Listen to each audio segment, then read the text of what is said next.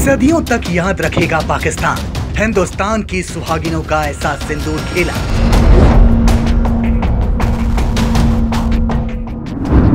आतंकी जिन्होंने सुहागिनों का सिंदूर उनके पतियों को मारकर मिटाया, वो भूल नहीं पाएंगे ऐसा बदला।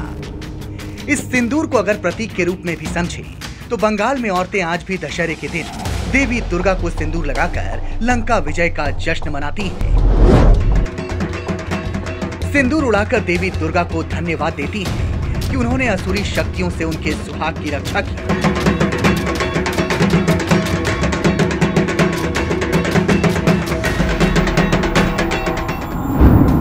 द्वापर युग में जब द्रौपदी का चीरहरण भरी सभा में उनके सुहाग के सामने हुआ तो उन्होंने केश खोल दी, मांग का सिंदूर पोंछ डाला। 5 महाबलियों की पत्नी द्रौपदी ने प्रण ले लिया कि जब तक चीरहरण करने वाले दुशासन का वध नहीं होगा वो केश नहीं बांधेंगी, मांग में सिंदूर नहीं भरेंगी। महाभारत युद्ध में भीम ने दुशासन का वध किया तो द्रौपदी ने उसके रक्त से अपने केश धोए और मांग में सिंदूर भरा। वही सिंदूर अब पाकिस्तान के आतंकी ठिकानों पर कहर बनकर टूटा है। ये संयोग नहीं, इस पूरे ऑपरेशन की जानकारी सिंदूर की रक्षक 2 सुहागिनों से दिलवाई गई। सिंदूर की रक्षक नंबर 1 कर्नल सोफिया कुरैशी, सिंदूर की रक्षक number 2 wing commander Vyomika Singh. ओहदा तो जान लिया आपने हिंदुस्तान की इन 2 वीरांगनाओं का, लेकिन आज पूरी दुनिया जानना चाहती है सेना की ये 2 अफसर कौन है, ये कहां से हैं, कितने साल से सर्विस में हैं और ऑपरेशन सिंदूर की सक्सेस के बाद इन दोनों को ही मीडिया ब्रीफिंग के लिए क्यों चुना गया। तो आपको हर सवाल का जवाब इस वीडियो में मिलेगा। सबसे पहले परिचय जानिए कर्नल सोफिया कुरैशी का, जिन्होंने मीडिया ब्रीफिंग में ये कहकर पाकिस्तान को लताड़ लगाई कि तुम्हारे यहाँ से ज्यादा मुसलमान हमारे हिंदुस्तान में हैं और हम ही को आंख दिखाने चले हो। तुम्हारी हर हरकत का ऐसा ही करारा जवाब मिलेगा। ऑपरेशन सिंदूर 22 अप्रैल को पहलगाम में हुए विभत्स आतंकवादी हमले के शिकार मासूम नागरिकों व उनके परिवारों को न्याय देने के लिए लॉन्च किया गया था। इस कार्रवाई में 9 टेररिस्ट कैंप्स को टारगेट किया गया और पूरी तरह से इसे बर्बाद किया गया। गुजरात के वडोदरा की रहने वाली 35 साल की सोफिया कुरैशी एक मिलिट्री फैमिली से आती हैं। इनके पिता और दादा भी भारतीय सेना में अपनी सेवा दे चुके हैं। इन दोनों की ही प्रेरणा से सोफिया भी फौजी बनने का सपना देखने लगी थी। सोफिया को सेना में एंट्री सन 1999 में मिली, जब ये ऑफिसर्स ट्रेनिंग एकेडमी के टेस्ट में पास हुई। आज सोफिया भारतीय सेना के सिग्नल कोर में अधिकारी हैं।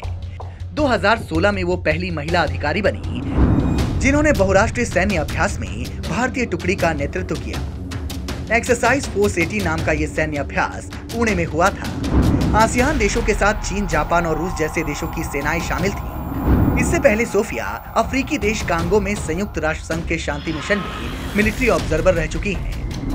सोफिया कुरैशी के पति ताजुद्दीन कुरैशी भी आर्मी ऑफिसर हैं। ताजुद्दीन मैकेनाइज्ड इन्फेंट्री में हैं।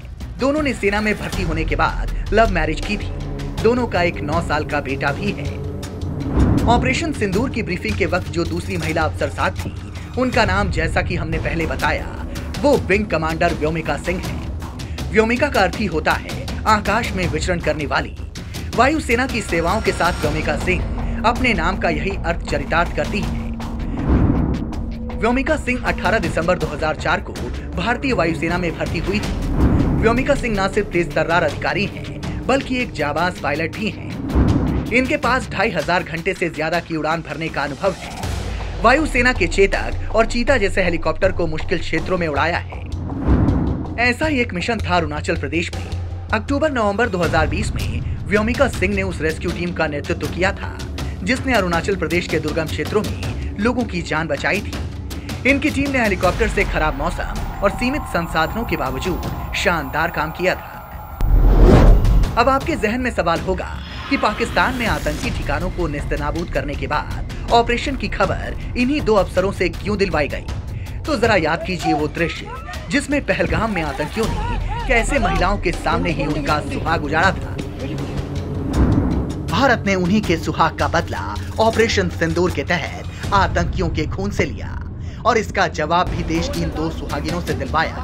हमें लगता है पूरे ऑपरेशन का संकेत और संदेश समझने के लिए इतनी बात ही काफी है।